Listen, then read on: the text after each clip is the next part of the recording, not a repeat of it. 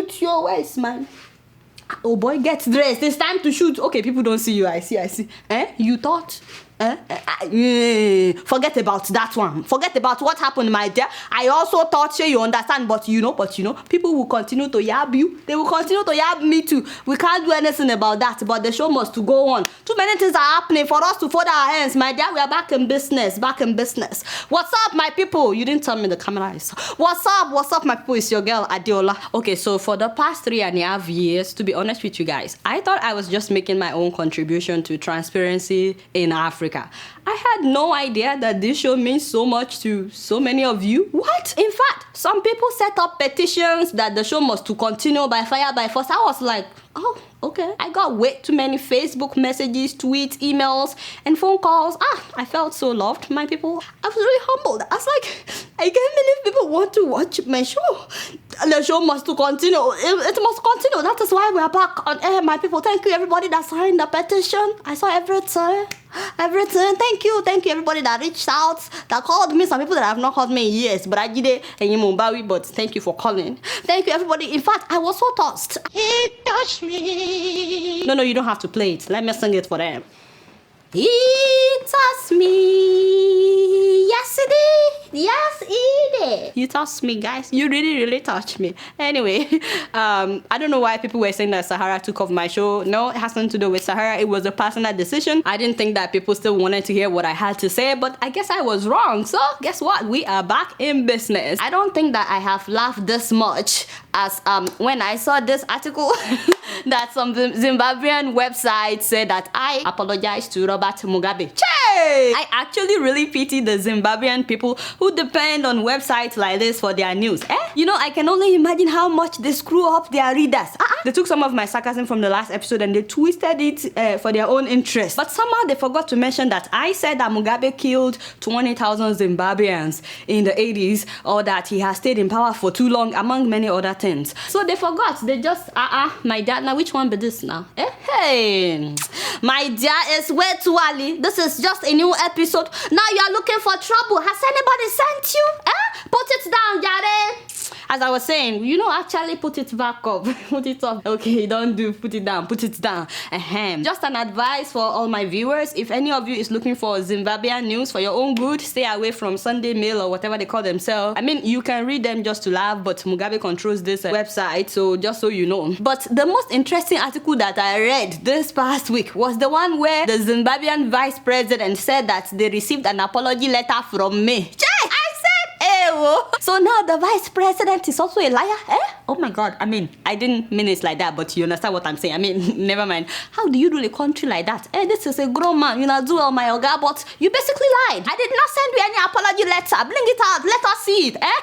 Anyway, just for the record, I did not apologize to Mr. Mugabe for asking when he will step down. So a lot has happened this week. I'm telling you, which is why me and Koledowo are back in business. I almost had an attack, when I heard that members of the National Assembly in Nigeria will soon be paid 8.6 billion naira just for wardrobe allowance. Hey, whoa.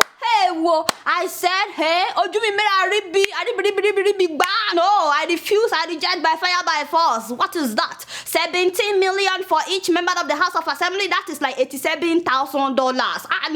And then 21.5 million naira for each senator. That is like $108,000. I said, for where? And then the Revenue Mobilization Allocation and Fiscal Commission released a list of allowances. They said that it is not 17 million, that it is just 506,000 naira per person. I said, even with that, there is God now 506.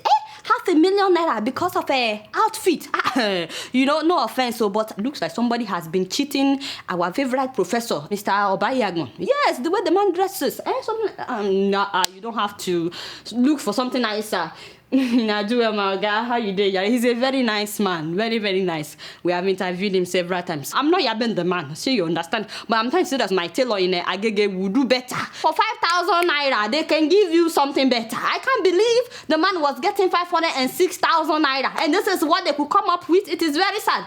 You and I can talk after the service. I can give you some contact. So you understand, my tailor in Agege. I decided to take a look at that list by Revenue Mobilization Allocation and Fiscal Commission. up in mind that this was about 8 years ago. Suddenly, my eyes got big, my people. Let me put on my glasses. Vehicle loan, 8 million naira. Why do they call this thing loan, by the way? Do they ever pay it back? And then they said a vehicle fuel allowance and maintenance, 1.5 million naira. Che, which kind of petrol are these people using? 1.5 million just on petrol, and what kind of maintenance are you even doing when you are buying new car? There is gods now. And then I saw something that really pissed me off. Domestic staff. What it be domestic staff? Not be houseboy, house girl. Che, the devil is a liar. 1.5 million naira just for your houseboy and house girl. Why do we have to be the one to pay the salary for your house help? This is not right, eh? Continue. Entertainment ticket.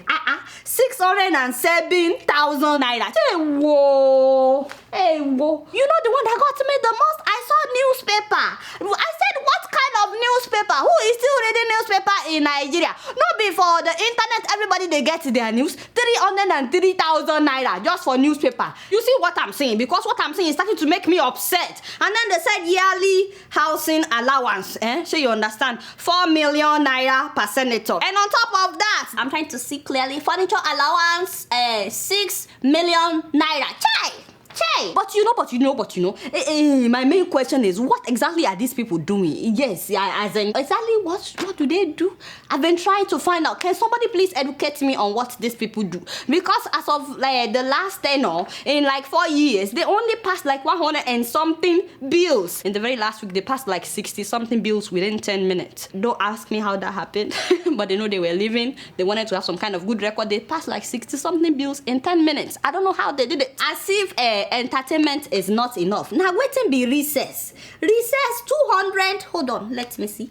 202,000 naira. What is recess? Isn't that when someone takes a nap or something? I thought it is a nursery school students that take recess. Now waiting be recess for senators, and they have to spend 202,000 naira each for recess. What is this? These people are robbing us. They are robbing us.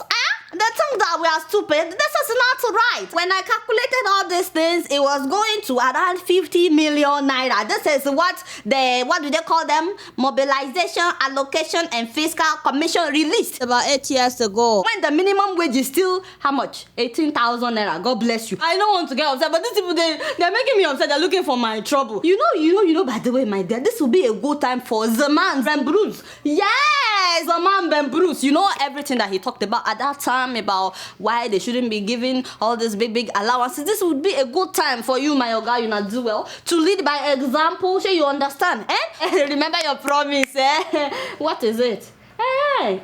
This is interesting. The man has promised to donate his own wardrobe allowance to widows and people in Osun State.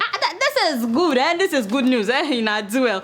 I appreciate you doing that. I will wait though until I see you do it. But you know, as much as I admire this, I don't know if that is really the solution, because this is just one person. Other people are still collecting. I think the main solution is that they don't collect this much.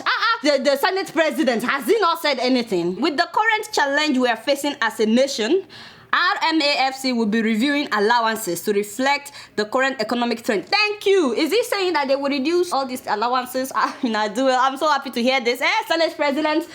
What is this photo doing there? You mean it? Saraki is the new Senate president. There is God. I think I will just wait to see this go into effect before I rejoice, because my dear, what is wrong with you?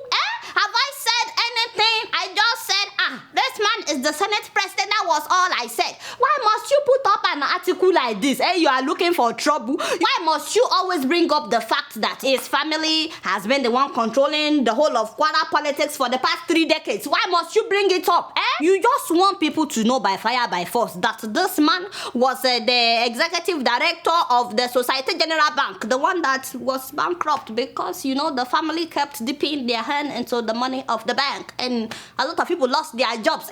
Anyway, my dear, now you are putting up articles about the fact that so many people have died at his residence because of stampede, and nothing has ever been done about it. I'm warning you, the man is now a Senate president. Focus. Let's deal with the wardrobe allowance. As I was saying, we need somebody to save us with this old wardrobe allowance thing. is Oga Buhari at this time? As a matter of fact, APC, you are starting to piss me off. Your body language is starting to look different. What exactly are you doing about this? Remember when you were campaigning, you were telling Nigerian people that you will reduce all these big allowances and all these salaries. By the way, Ngbo, you said that your age may limit your performance. Hey! Kai. You know how I was telling Mr. Jonathan when he was there? Several times I would say, before you say anything, call me. I'm on speed dial. How can you say something like that? If you said something like that when you were campaigning, do you think some people would have voted for you? Now that you are president, should you be saying anything like that? That is God's now. If you have not seen any episode of my show, at least you had me talking about Thomas Sankara of Burkina Faso, whom some people believe to be the best president in Africa. When the guy took over power, the first thing he did that made his people love him was that he reduced all the salaries and allowances of all his officials, including his own. Actually, he started with his own, and then he made them all fly economy by fire by force, including himself. He said no more first class. So remember your promises before you became president. You said you would reduce all these salaries. This is your time to fulfill your word. You guys know I don't know anything. Guess what? I'm just keeping it real.